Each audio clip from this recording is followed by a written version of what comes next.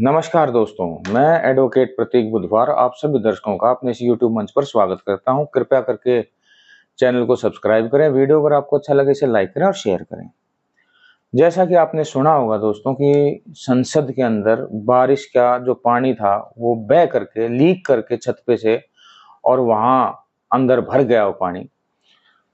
1200 करोड़ की लागत से दोस्तों ये संसद भवन बनाया गया है। पहली बात तो इस संसद की जरूरत ही नहीं थी।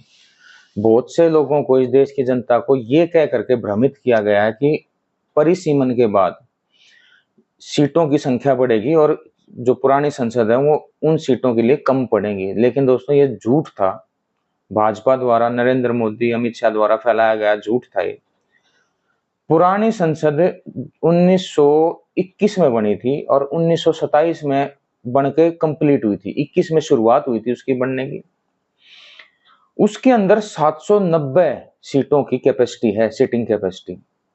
परिसीमन के बाद भी 790 से कम ही सांसद रहेंगे, बढ़ेंगे नहीं, उससे ज्यादा नहीं होंगे। फिर भी कुछ ना कुछ सीटें, काफी कुछ सीटें खाली रह जाएंगी बैठने के लिए, सांसदों के लिए। लेकिन क्योंकि नरेंद्र मोदी को अपना नाम संसद की तख्ती पे लिखवाना था कि नरेंद्र मोदी ने इस संसद के, नरेंद्र मोदी के कार्यकाल में संसद बनकर तैयार हुई है, नरेंद्र मोदी ने इस संसद का उद्घाटन किया है, ये चीज सदा के लिए तख्ती पे लिखी जाए, ये एक उसका मेन पर्पज था।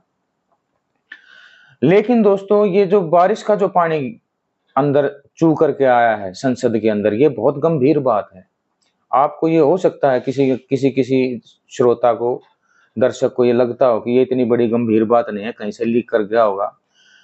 पिछले साल इसका उद्घाटन हुआ दोस्तों, पिछले साल, एक साल के अंदर ये हालत होना गंभीर बात है। गंभीर मैं इसलिए कह रहा हूं, इस संसद को बनाने में क्या करप्शन हुआ है, क्या मटेरियल के अंदर कोई ना कोई घोटाला हुआ है, क्या कहीं ना कहीं कोताही बरती गई है, ये देखने वाली बात है। क्योंकि आप ये देख लीजिए, जितने भी भाजपा के शासन के दौरान जितने भी बने हैं, जितने भी जो बने हैं सड़कें, जैसे रामपथ, राम मंदिर में भी यही इशू था, जो टपकने का, पानी अंदर आने का इशू था मंदिर के अंदर। रामपथ वो टूट गया। बहुत से हाईवे, एक्सप्रेस हाईवेज, वे 5-5, 6-6 महीने में टूट गए। बिल्कुल बुरा हाल हो गया उनका। बिल्कुल जो 5, 7, 10 सालों में जो हाल होना चाहिए था वो 5-6 महीने में हाल हो गया उनका। क्या ये सरकार भ्रष्टाचार कर रही है? क्या ये सरकार पैसे खा रही है? इसका मैं आपको ये बता देता हूं।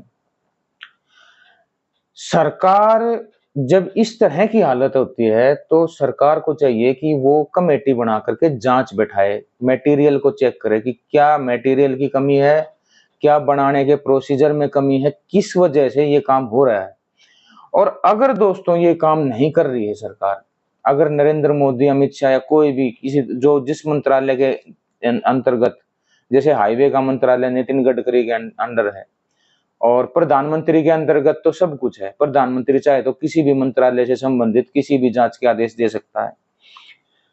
तो अगर ये जांच नहीं करवा रहे हैं, इतना होने के बावजूद भी किसी भी चीज की जांच नहीं हुई आज तक जितने भी, कोई भी ऐसा स्ट्रक्चर जो इनके कार्यकाल में बना है और वो अपनी लाइफ से काफी कम समय में टूट करके खंडित हो गया है, ऐसी किसी भी चीज की कोई जांच नहीं करवाई है, उसका कोई नतीजा नहीं आया है।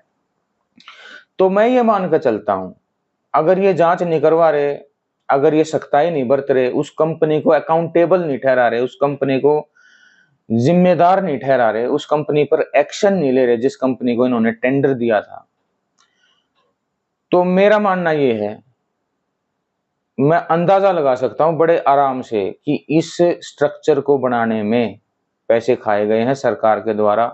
और कहीं ना कहीं सरकार, नरेंद्र मोदी और उनके मंत्रालय, उनके मंत्री, उनके जो भी इसमें इन्वॉल्व रहे हैं, वो कहीं ना कहीं काणे हैं, वो कहीं ना कहीं इस भ्रष्टाचार से सीधे जुड़े हुए हैं और अपने खिलाफ, खुद के खिलाफ कोई जांच नहीं बिठाता है दोस्तों। जब तक ये सरकार, सत्ता परिवर्तन नहीं होगा तब तक इन घोटालों का पर्दाफाश नहीं होगा, इन घोटालों की सच्चाई सामने नहीं आएगी। पुलवामा का अटैक हुआ था, सब ने ये कहा कि ये आरडीएक्स इतना कैसे आया देश की सीमा पार करके। पहली बात, वो गाड़ी इतने दिनों तक उस आरडीएक्स को लेकर के ऐसे सेंसिटिव एरिया में कैसे चक्कर लगाती रही, किसी ने उस पर ध्यान क्यों नहीं दिया? जहां पे सिक्योरिटी चेक्स होते थे वहां पे सिक्योरिटी चेक्स क्यों नहीं थे? ये सारी बातें जांच में सामने आती, लेकिन जांच नहीं हुई। देखिए कितना बड़ा कांड हो गया, लेकिन जांच नहीं हुई। तो इसका अर्थ क्या निकाला जाए? इसका अर्थ यह निकाला जाए दोस्तों कि जांच बैठती तो कहीं ना कहीं सत्ताधारियों को दिक्कत होनी थी। मैं ये कतई नहीं कह रहा हूं दोस्तों कि इनका हाथ था या इन्होंने करवाया था, क्योंकि मेरे पास ऐसे कोई साक्ष्य नहीं है जिससे मैं ये साबित कर सकूं कि ये सब कुछ नरेंद्र मोदी अमित शाह की प्लानिंग के तहत या अजीत डोभाल की प्लानिंग के तहत हुआ था। लेकिन मैं इतना जरूर कह सकता हूं कि कहीं ना कहीं इस सरकार की, कहीं ना कहीं कुछ ना कुछ हद तक, कहीं ना कहीं किसी ना किसी स्तर पर इस सरकार के साथ प्रॉब्लम है, जो इन्होंने जांच नहीं करवाई। इनका हाथ है, इनके द्वारा रचा गया षड्यंत्र है। क्या है क्या नहीं है, जब तक जांच नहीं हो जाती जब तक पता नहीं चलेगा। लेकिन ये जांच करवाएंगे नहीं, करवानी होती तो अब तक करवा देते।